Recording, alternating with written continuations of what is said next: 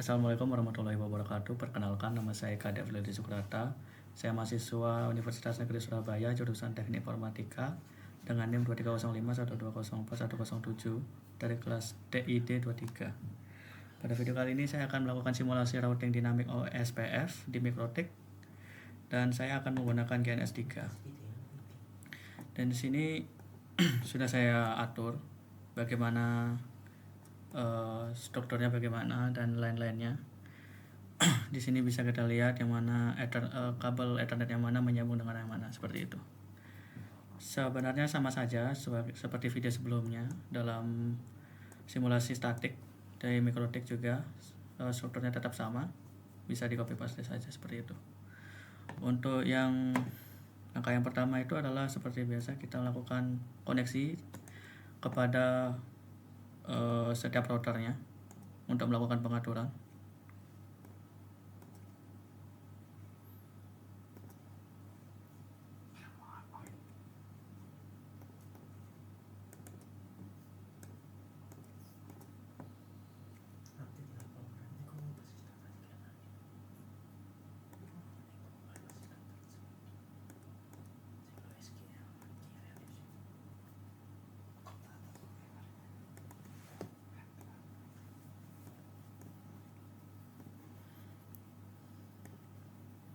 Oke, karena jika melihat dalam struktur PC1 dan PC2 itu tersambung dengan router 1, jadi kita hanya menggunakan PC1 saja untuk mengatur router satunya, seperti itu. Yang kita akan atur adalah address-nya, yang address dari yang menghubungkan antara router 1 dengan router yang lainnya, dan begitu juga dengan router 1 dengan PC yang tersambungnya. Pertama itu adalah 121212, yang mana itu adalah menghubungkan router 1 dengan router 2. Setelah itu kita subnetting menjadi 24. Pastikan daerah Ethernet 1 karena tersambung lewat daerah Ethernet 1, kita klik apply. Setelah itu kita lanjutkan untuk menghubungkan router 1 dengan router 3.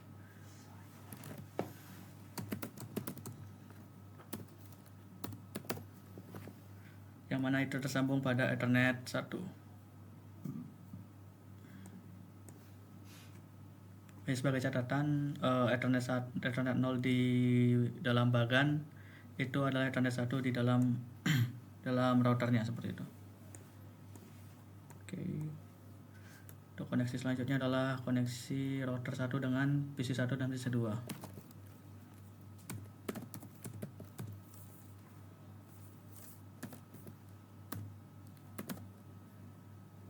Yang mana ini adalah PC1 yang tersambung melalui Ethernet 3.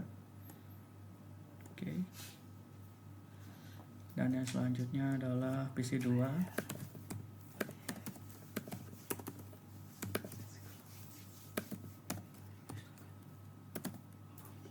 yang tersambung pada Ethernet 4, seperti itu. Kita klik apply.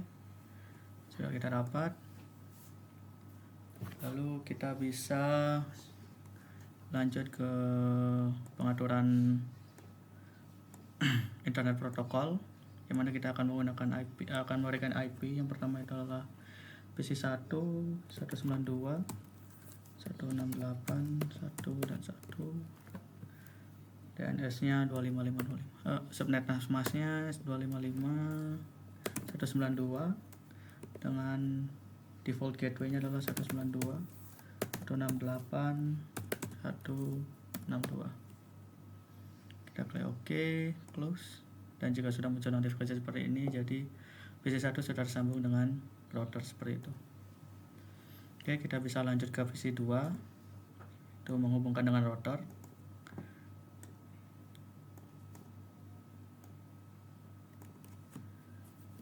Kita berikan alamat IP 192 168 165, subnetnya 125 155 192. Lalu untuk default gateway-nya adalah 192 168 126. Seperti itu, kita close. Oke, jika sudah muncul notifikasi seperti ini, Jadi PC1 dan PC2 telah tersambung melalui router 1 seperti itu. Kita bisa lakukan ping untuk memastikan apakah PC1 dan PC2 telah terkoneksi dengan benar. Oke, jika sudah memberikan data seperti ini, jadi PC1 dan PC2 telah terhubung. Selanjutnya kita bisa ke PC3 untuk mengatur router 2. Begitu juga akan dilanjutkan ke router 3 melalui web server seperti itu. Pertama, seperti sebelumnya, kita mengatur IP address yang mana menghubungkan router 2 dengan router 3 dan lainnya, dan komputer seperti itu. Pertama itu adalah hubungan router 1 dan router 2. Kita subnetting menjadi dengan subnetting 24. Setelah itu kita apply. Lalu kita tambahkan router 2 dan router 3. Lakukan subnetting dan pastikan mengubah ethernetnya.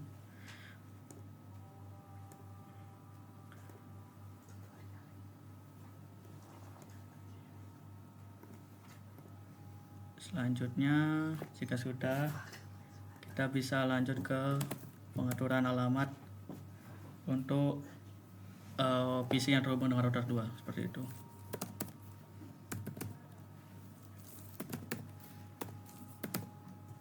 Yang mana itu akan tersambung melalui Ethernet 3 di router 2 seperti itu.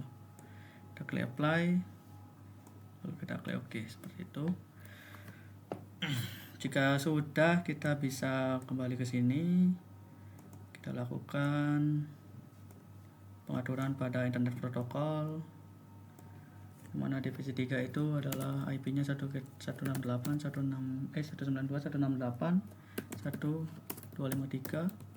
subnetnya 255, yang mana di bagian belakangnya adalah 128. Default gateway-nya adalah 192.168.1.254 seperti itu. Kita klik OK, close. Oke, sudah terhubung. Kita bisa close dan close.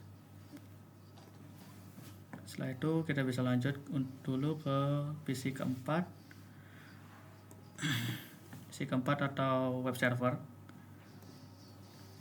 Kita lakukan pengaturan addressnya, hubungan router 1 dengan router 3.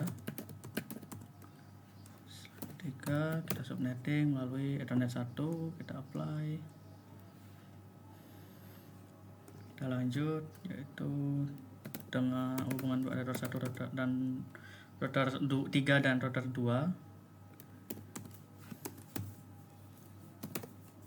Lalu yang tersambung melalui Ethernet 2. Lanjut untuk alamat IP dari PC yang tersambung dengan router 3 atau web server yang tersambung melalui Ethernet 3 seperti itu. Kita apply. Itu kita lakukan pengaturan di sini. Untuk internet protokolnya kita ubah. Yang pertama adalah 43 1 255 0. Setelah itu untuk default gateway-nya 43. Kita klik OK dan close. Oke, semuanya sudah terhubung. Dan untuk langkah selanjutnya adalah kita lakukan setting routing untuk OSPF, yang mana ini akan jika dianalogikan memberitahu router untuk satu jalan seperti itu. Mungkin ada jalan yang lebih cepat, ada yang jalan lebih lambat. Jadi jika ada salah satu jalan yang rusak, jadi router bisa mengalihkan ke rute yang lainnya seperti itu. Kita mulai dari router pertama. Kita lakukan routing OSPF network.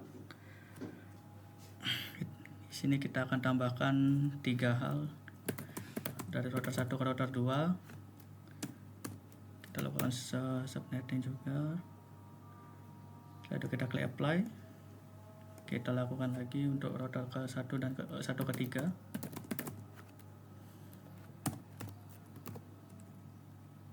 Kita klik apply dan kita tambahkan IP utama untuk menghubungkan PC 1, PC 2 dan PC 2 seperti itu.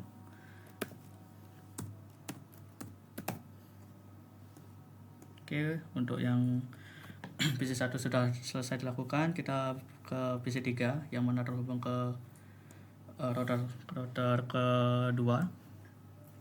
Sama, kita lakukan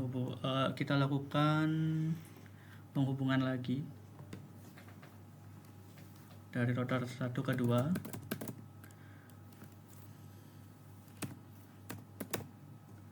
Kita klik apply. Kita tambahkan lagi router 2 ke router 3.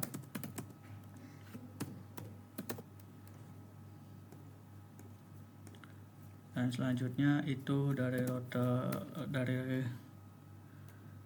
ke arah PC, alamat PC-nya seperti itu.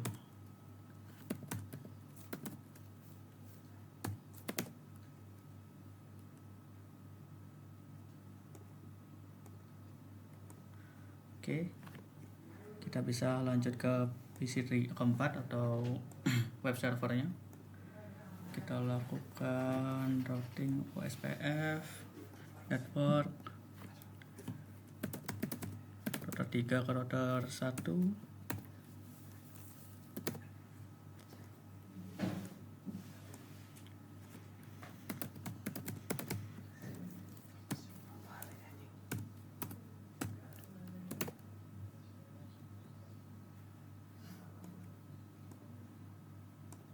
Dan router 3 ke PC web server atau PC 4.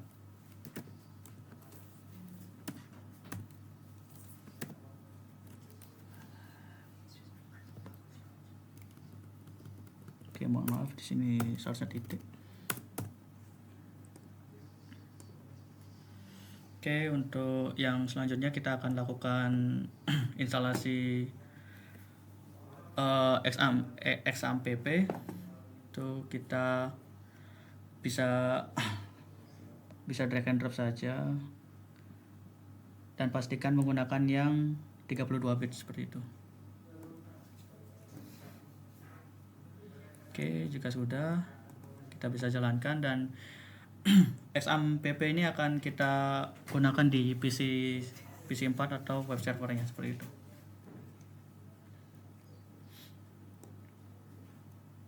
Dan karena saya hanya mengalokasikan sumber daya yang terbatas di VM saya, jadi saya hanya menginstal beberapa aset, 2 hal saja yang untuk menghemat sumber daya.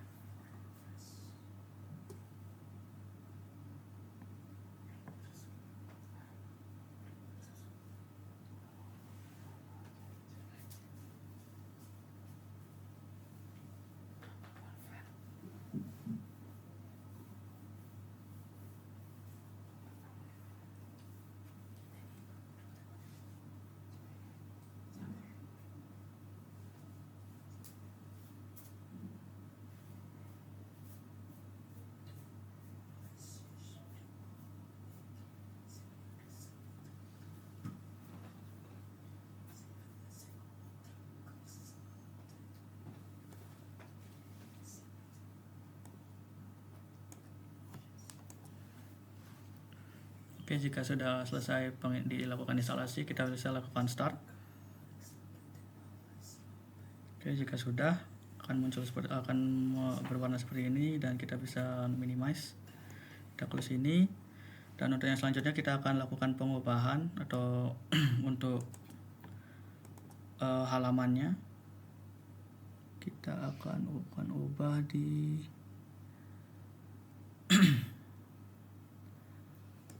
db-docs. Setelah itu kita akan hapus indeks PHP ini, karena indeks PHP ini hanya sebagai tes saja untuk dari exampp yang memastikan bahwa sudah terinstall dengan benar. Kita bisa delete, lalu kita akan edit indeks ini yang mana itu memiliki format HTML. Saya akan melakukan beberapa perubahan. Yang pertama itu saya akan ubah isinya.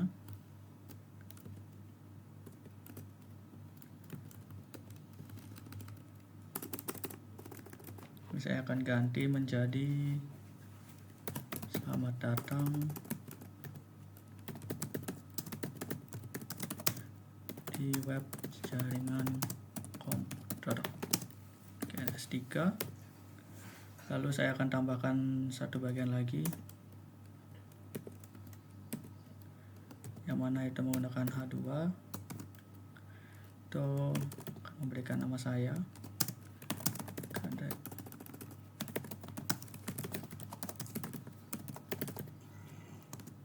dan name-nya.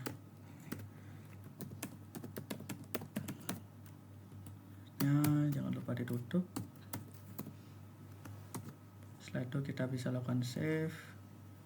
Seperti itu, kita bisa close. Kita close dan kita coba untuk kunjungi halaman tersebut dengan mengetikkan alamat IP dari routernya seperti itu. Oke. Untuk di PC 4 bisa muncul. Dan sekarang saya akan coba untuk PC 1, 2, dan 3.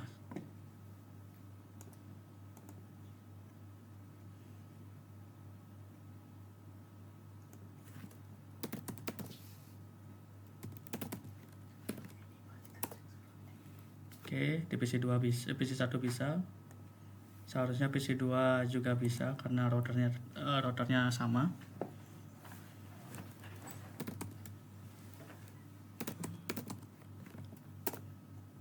Oke, juga bisa. Dan terakhir adalah PC 3.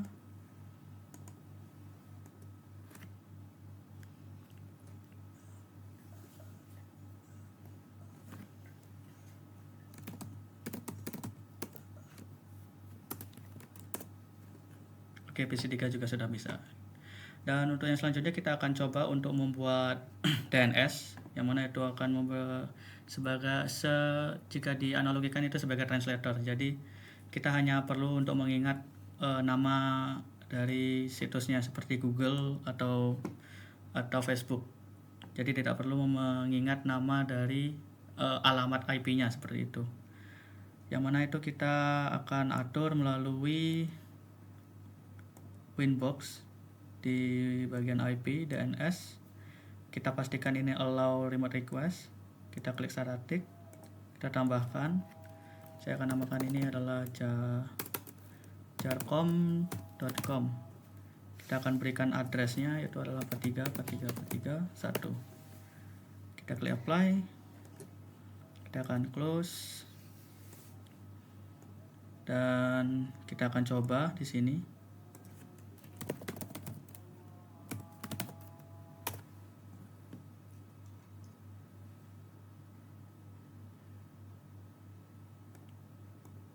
Oke, ada masalah.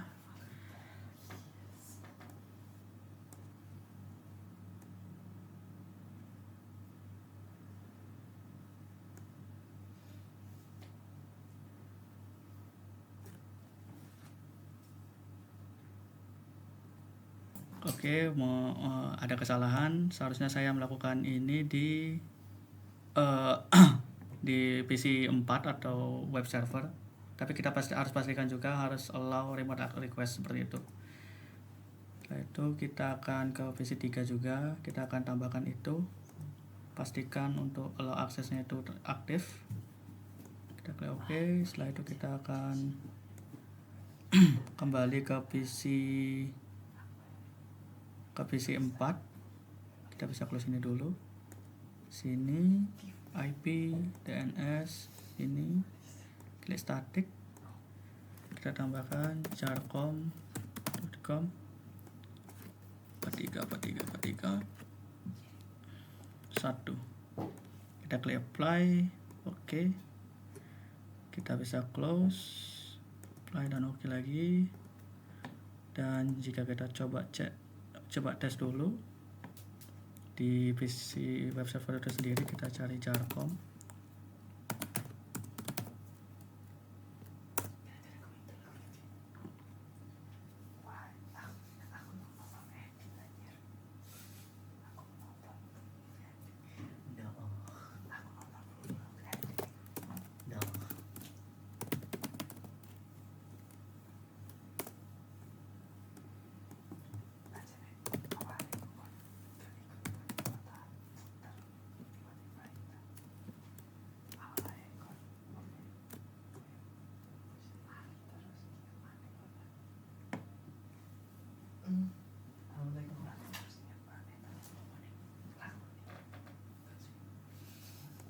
Oke, untuk yang selanjutnya itu kita seharusnya ada perubahan itu pengaturan lagi di sini. Kita ke properties. Di sini kita tambahkan preferred DNS-nya gitu. Itu kita klik OK. Setelah itu kita close.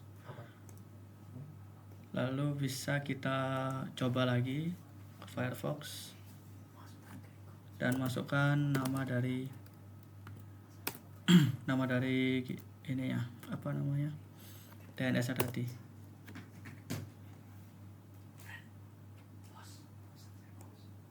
Oke, di sana karena ini hanya oke, ini bisa. Dan untuk yang selanjutnya itu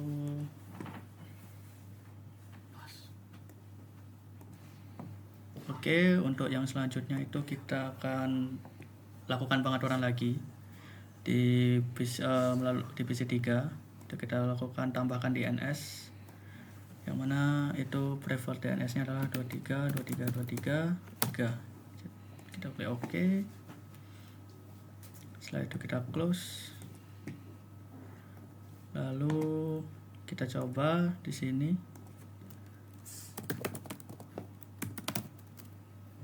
Kita klik ini. Oke, bisa.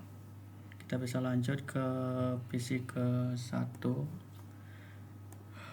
PC 1 properties.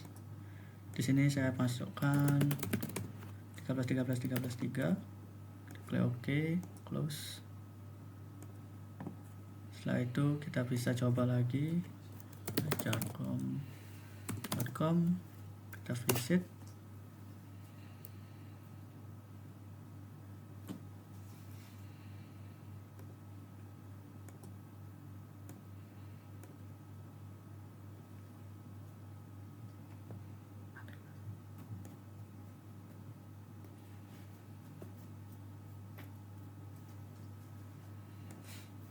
Oke, kita coba routing yang lain.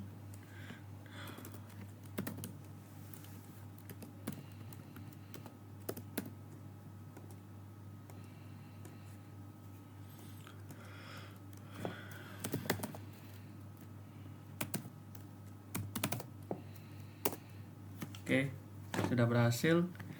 Dan untuk yang terakhir itu adalah failover. Kita akan atur di PC 4. Oke, untuk yang selanjutnya itu adalah failover. Failover itu kita lakukan pengaturan di di router 1. Di selanjutnya itu kita buka terminal baru. Kita ketik interface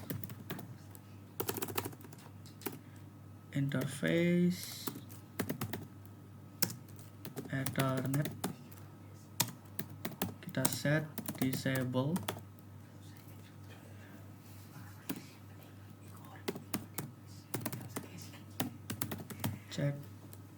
Kita cek jika 0 maka numbernya yang ada adalah 0, 1, 2, dan 3. Seperti itu. Kita lakukan enter. Jika sudah, kita akan coba apakah nanti koneksi dari router 3 ke router 1, jika ini diputus akan dialihkan ke router 2 lalu ke router 3, seperti itu. Kita delete ini, lalu kita bisa close dan kita coba untuk lakukan tarset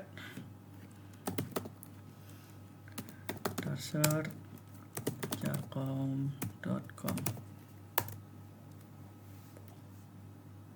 tracer.